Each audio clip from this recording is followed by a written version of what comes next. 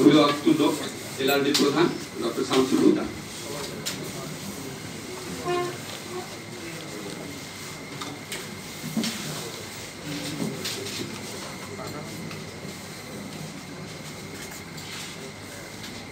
মিডিয়ার বন্ধুরা এবং সুধীবৃন্দ, কথা অনেক হয়েছে, আমি লম্বা কথা বলবো না। আমি প্রথম যে কথাটা বলতে চাই, আমরা এখানে কোনো প্রাতিষ্ঠানিক পরিচয় নিয়ে আসিনি। আমরা এই দেশের নাগরিক, আমরা এই দেশে যারা আজকে আন্দোলন করছে আমরা তাদের অভিভাবক।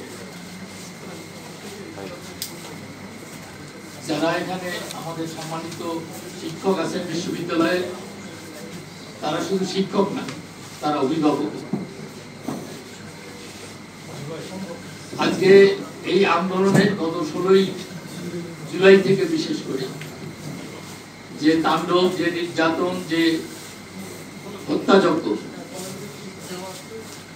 আমরা আমাদের লিখিত বক্তব্যে বলেছি, গত 100 বছরের ইতিহাসে এই উপমহাদেশে এর কোনো নজির নেই। যে হত্যাযজ্ঞ চলেছে,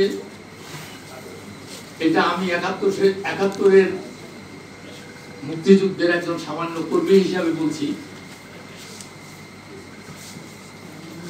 হানাদার বাহিনী যে নির্মম নিষ্ঠুর নির্যাতন চালিয়েছে, যেভাবে, যে কায়দায়, আমরা কয়েকদিন সেই ধরনের নির্যাতন আমরা দেখেছি।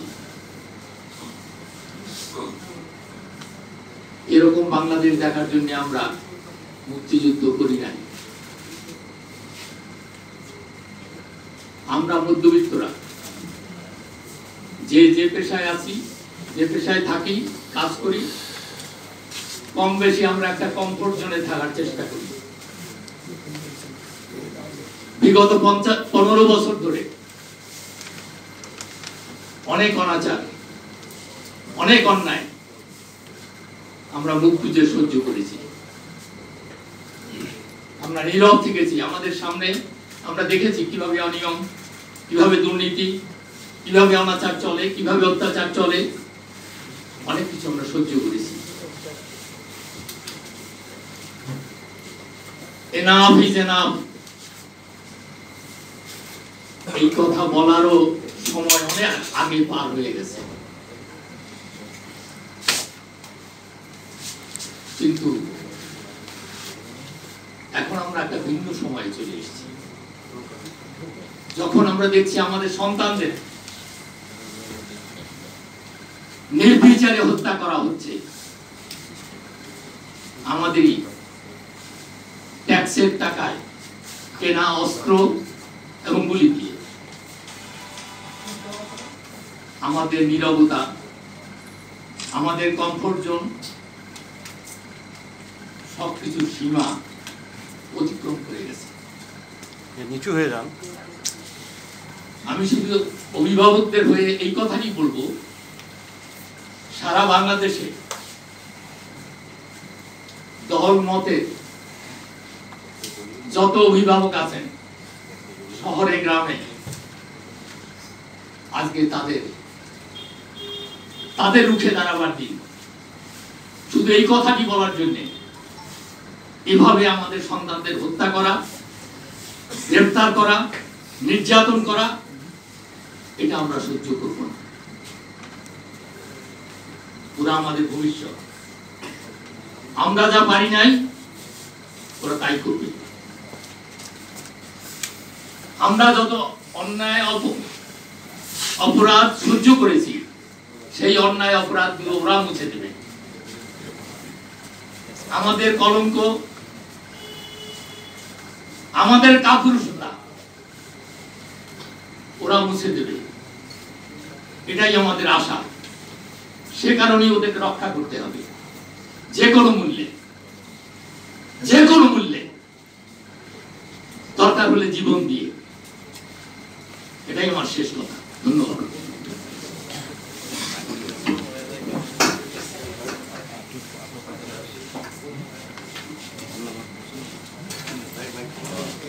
business standard for আমরা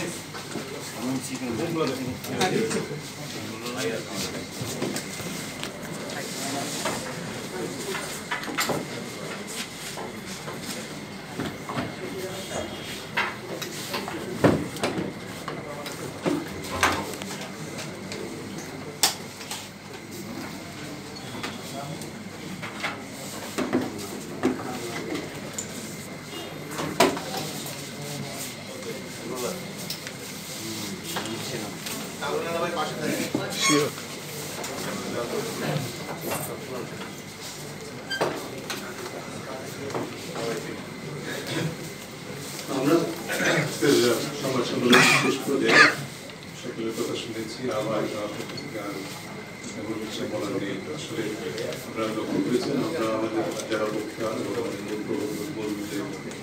বক্তব্য উপস্থাপনা তার মধ্যে এক ছিল, তথ্য ছিল, আমাদের পাশাপাশি ছিল আমাদের দাবি এবং পাশাপাশি ছিল আমাদের আবেগ। আমরা সবাই শুরুতে বলেছি, আমরা সকলেই বলেছি আমরা উদ্বিগ্ন, আমরা শঙ্কিত, আমরা দেশের ভবিষ্যৎ দেশকে একটা জাতিকে একটা প্রান্তিক প্লেটে ফেলে দেওয়া হয়েছে, যেটাকে বলা হয় এজ অফ কলাপস। সেই জায়গা থেকে দেওয়া হয়েছে। এই অবস্থায় অবশ্যই প্রথমে আমরা নিজেরাই দায় নিচ্ছি। সবাই বলছি যে তরুণ প্রজন্ম, শিক্ষার্থীদের আন্দোলন, তাদেরকে আমরা সমর্থন করবো, তারা আমাদের পক্ষে আমরা যে ব্যর্থতার পরিচয় দিয়েছি সেই ব্যর্থতার দায় আমরা তাদের করে অর্পণ করছি। সেটি আমাদের মুক্তিযুদ্ধের প্রজন্মের একজন মানুষ হিসেবে আমি নিজেকে সবসময় বিব্রত বোধ করি। আজকে আরও বেশি বিব্রত বোধ করছি যে আমরা যে স্বপ্ন দেখে বাংলাদেশের স্বাধীনতা অর্জন করতে পেরেছিলাম, সেই স্বপ্নের মধ্যে ৫৩ বছর পর এই বাংলাদেশ হবে যেখানে আবার সেই ৭১-এর ইতিহাসের মধ্যে দেখব, সেটি কিন্তু আমাদের দুঃস্বপ্ন ছিল।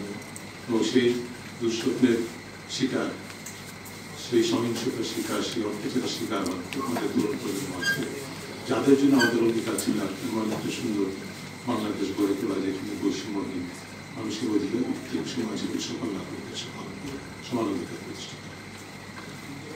সেটি হয়নি, আমরা ব্যর্থ হয়েছি। সেই ব্যর্থতার দায় আমাদের আজকে তরুণ প্রজন্ম নিচ্ছে। ইতিহাস তাই বলে, প্রতিটা বাংলাদেশের যত অর্জন সে আমরা সবাই ব্যয় করার দরকার নেই। শুধু এটুকু বলা যায় ৫২ থেকে শুরু করে ৬৯, ৭১ এমনকি স্বাধীনতা পরবর্তী প্রতিটা ক্ষেত্রে তরুণ প্রজন্ম ক্ষেত্রে এগিয়েছিল। তাদের পিছনে পিছনে রাজনৈতিক নেতৃবৃন্দ শুরু করে যোগ দিতে বাধ্য হয়েছে। একইভাবে আবার আমাদের আজকের তরুণ প্রজন্ম যে আন্দোলন করছে, আমাদের আশা ছিল ইতিহাস থেকে শিক্ষা নিয়ে রাষ্ট্রীয় দায়িত্বপূর্ণ অবস্থানে যারা আছেন, সরকারের দায়িত্বে যারা আছেন, রাজনৈতিক নেতৃবৃন্দ যারা আছেন, দলগত নির্বিশেষে সকলেই কারণের শক্তি, কারণের যে ইনভিনসিবিলিটি, অজেয় শক্তি, শিক্ষার্থীদের যে অজেয় শক্তির ইতিহাস আমাদের দেশে আছে, সেটাকে মেনে নিয়ে সেটাকে তাদের ন্যায্য সম্পূর্ণ অরাজনৈতিক দাবিগুলো, অধিকারগুলো আদায়ের জন্য যে আন্দোলন, সেটাকে সমর্থন দেবে, সেটাকে পূরণ করবে। কোনো প্রকার সহিংসতা সেটি হয়নি। এই ব্যর্থতার দায় ইতিমধ্যে বলা হয়েছে সরকারকে সমস্ত প্রতিষ্ঠানগুলো নিতে হবে। আমি একটা কথা বলার আগে শুধু একটা পয়েন্ট একটু বলে দিচ্ছি। আমাদের যে দাবিনামাগুলো আমাদের কাছে যদি উপস্থাপনা করা হয়েছে, বিতরণ করা হয়েছে, সংবাদকর্মী ভাইদের কাছে বলছি, সেখানে ১০ নম্বর যে দাবিটা আছে সেখানে আমরা ইতিমধ্যে হাসান বলেছিলেন, তারপর আমি রিপিট করছি। আমরা এক করতে চাই যে গণমাধ্যমের উপর প্রত্যক্ষ পরোক্ষ প্রিন্ট, ইলেকট্রনিক, ডিজিটাল সব গণমাধ্যমের উপর প্রত্যক্ষ পরোক্ষ নিষেধাজ্ঞা প্রত্যাহার করতে হবে এবং সকল নিয়ন্ত্রণ বন্ধ করতে হবে। সেটি আমাদের অত্যন্ত পরিষ্কার হয়।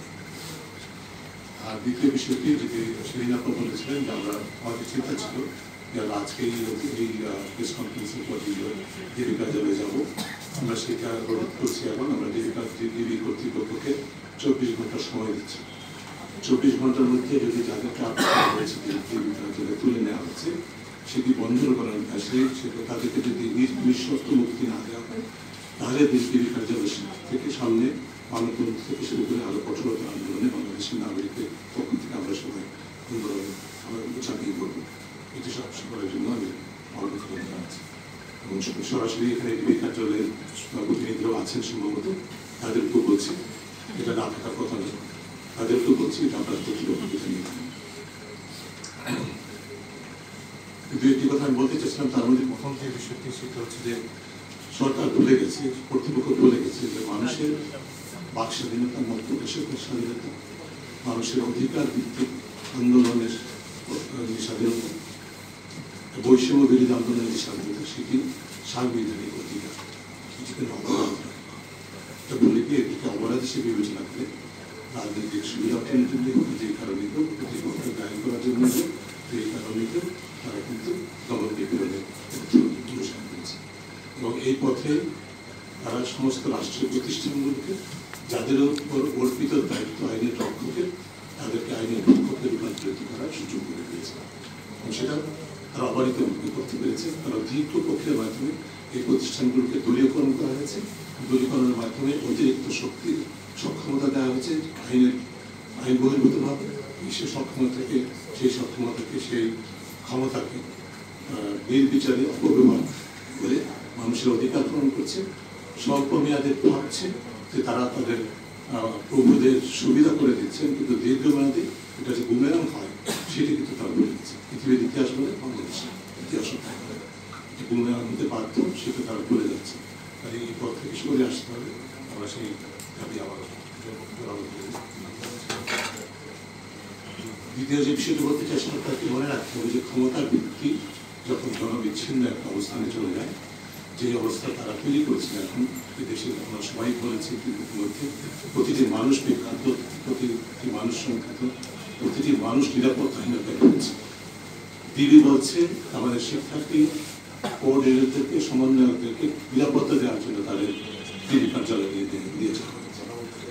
এটা কত অবৈধ অসাংবিধানিক সেটি ইতিমধ্যে বলা হয়েছে। আদালত আজকে গতকাল বক্তব্যের আদালত আজকে হয়তো আমরা একটা রায় পাবো, সেদিকে আমি যাচ্ছি না।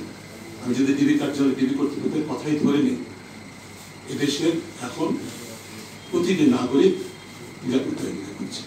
তাহলে আপনি কি সারা দেশটাকে ডিবি কার্যালয়ে রূপান্তর করবেন? রাষ্ট্রকে একটা নজরদারি ভিত্তিক রাষ্ট্রের রূপান্তর করে দিয়েছে, যেটি হওয়ার কথা ছিল না। স্বাধীনতার চেতনার মধ্যে কিন্তু ছিল না। সেই অবস্থায় সৃষ্টির জন্য যারা দায়ী, তাদেরকে অবশ্যই জবাব দিতে হবে। আমরা সকলেই বলছি ন্যায় বিচার চাই, আমাদের প্রতিটা দাবির মধ্যেই ন্যায় বিচারের কথা বলা হয়েছে। আপনারা, আমি অত্যন্ত দৃঢ় বিশ্বাস করি এখানে যারা উপস্থিত, আমাদের যারা কথা শুনছেন, গণমাধ্যমের সাথে যারা আমাদের কথাগুলি শুনবেন, সকলেই সম্পূর্ণ একমত। যারা সহিংসতার জন্য দায়ী, যারা হত্যাকাণ্ডের জন্য দায়ী, যারা নির্বিচারে আটকের জন্য দায়ী, যারা মানুষের অধিকার হরণের জন্য দায়ী, তাদের সকলেই বিচার চান। এটা দেশের প্রতিটি মানুষ দাবি করে, কিন্তু কার কাছে চাইছে বিচার? বিচারে যে ফার্স্ট পোর্ট অফ কল, যেগুলো আইনপ্রয়োগকারী সংস্থা, বাংলাদেশের ইতিহাস, সাম্প্রতিক ইতিহাস যা বলে, এমন কোনো অপরাধ নেই বাংলাদেশে যেটির মধ্যে আইন প্রয়োগকারী সংস্থার অংশগ্রহণ নেই। রাস্তাঘাটে, পথে ঘাটে, কার্যালয়ে, প্রতিষ্ঠানের ভিতরে ঘুষ লেনদেনের থেকে শুরু করে, ঘুষ আদায় থেকে শুরু করে, পুকুর থেকে শুরু করে, দুর্নীতি, অনিয়ম, ক্ষমতা অধিকার থেকে শুরু করে, মানুষের অধিকার হরণ, অপরাধীর পাশে দাঁড়ানো, অপরাধের শিকার যারা তাদেরকে অতিরিক্ত নিরাপত্তাহীনতার মধ্যে ফেলে দেওয়া থেকে শুরু করে সরাসরি প্রত্যক্ষভাবে খুনের সাথে জড়িত আইনপ্রয়োগকারী সংস্থা। এভিডেন্সেস আর অ্যাবসলিউটলি ক্লিয়ার। কাজে তাদের কাছে আমাদেরকে বিচার চাইতে হচ্ছে। বিচার হবে, বিচার কি হবে জানেন? বিচার হবে, কদিন পরে শুনবো যে একটা তালিকা বের প্রকাশিত হবে, অমুক অমুক কর্মকর্তাকে পুরস্কৃত করা হয়েছে, এবং ব্রেকেট হবে শিক্ষার্থী আন্দোলন দমনের, সাফল্যের সাথে দমনের কারণে শুদ্ধাচার পুরস্কার দেওয়া হবে, যেরকম প্রাক্তন র্যাব পুলিশ প্রধানকে দেওয়া হয়েছে, যিনি এখন পালিয়ে গেছেন, অপরাধ স্বীকার করে পালিয়ে গেছেন। এভাবে অপরাধ স্বীকার করে পালিয়ে যাওয়ার জন্য আপনাদের সকলকে প্রস্তুত হতে হবে। এটা আপনারা নিজেরাই দায়িত্ব নেবেন, সেই প্রশ্ন বিস্তারিত না করে আপনাদের সবাইকে ধন্যবাদ জানিয়ে আমার বক্তব্য এখানে শেষ করব। শুধু একটা কথা, আরেকটা কথা শুধু বলবো, সেটা হচ্ছে যে মনে রাখতে হবে যে ক্ষমতার ভিত্তি জনগণ পাওয়ার কথা, সেটি এই প্রকৃতি নাই। দীর্ঘ প্রক্রিয়ার মাধ্যমে বাংলাদেশে সেটি আছে, সেটা বলার মতো কোনো সুযোগ নেই। এই প্রেক্ষিতে আরও বেশি সেটি নেই বলার ছাড়া কোনো উপায় নেই। কিন্তু ক্ষমতার ভিত্তি তো আছে। যে ভিত্তিগুলো ক্ষমতার ভিত্তি হিসেবে আছে সেগুলো যত বেশি অনৈতিকতা এবং দুর্নীতি অনিয়ম ক্ষমতার অপব্যবহার তারা নিজেদেরকে শুদ্ধাচার বহির্ভূত করবে, তত বেশি সেগুলো ভঙ্গুর হবে এবং সেই ক্ষমতা ধ্বসে করতে বাধ্য। যারা ক্ষমতায় ধরে রাখে, যারা ক্ষমতায় প্রেরণ করে, যারা ক্ষমতায় ধরে রাখেন, তারাই কিন্তু চূড়ান্ত বিবেচনায় সেটি গণতান্ত্রিক প্রক্রিয়া হোক অগণতান্ত্রিক প্রক্রিয়া হোক, তারাই কিন্তু ক্ষমতার থেকে অবসর নেবে। এই জিনিসটা মনে রাখতে পরিষ্কার হওয়ার জন্য জিজ্ঞেস করছি, আপনারা যে 24 ঘন্টার আর্টিকেলটা দিচ্ছেন সেটা কি শুধু যাদের ডিবি হেফাজতে এনে তথাকথিত মানে হেফাজতে এনে তাদের নিঃশর্ত দাবি নাকি আটক সবার দিকে? আমরা সরাসরি মানে যে 6 সমন্বয়ক, যে 6 সমন্বয়ক আমাদের তো একটা স্পেসিফিক দাবি আছে যাদেরকে আটক করা হচ্ছে এই বিচারে, সেটা সেক্ষেত্রে ন্যায় বিচার আমরা চাই তাদেরকে ছেড়ে দিতে মুক্ত করতে হবে, সেটা তো আছে। কিন্তু আমরা সরাসরি 24 ঘন্টার যে আলটিমেটাম দিচ্ছি সেটা হচ্ছে ডিবি কার্যালয় তথাকথিত নিরাপত্তার নামে যে আমাদের সমন্বয়কদের শিক্ষা আন্দোলনের সমন্বয়কদের আটক রাখা হয়েছে, তাদের অপূর্বক স্টেটমেন্ট ইস্যু করানো হয়েছে, তাদেরকে নিঃশর্ত মুক্তি দিতে হবে 24 ঘন্টা। সেটা না হলে সেই প্রেক্ষিতে আমরা মানববন্ধন সহ আরো কার্যক্রম। আচ্ছা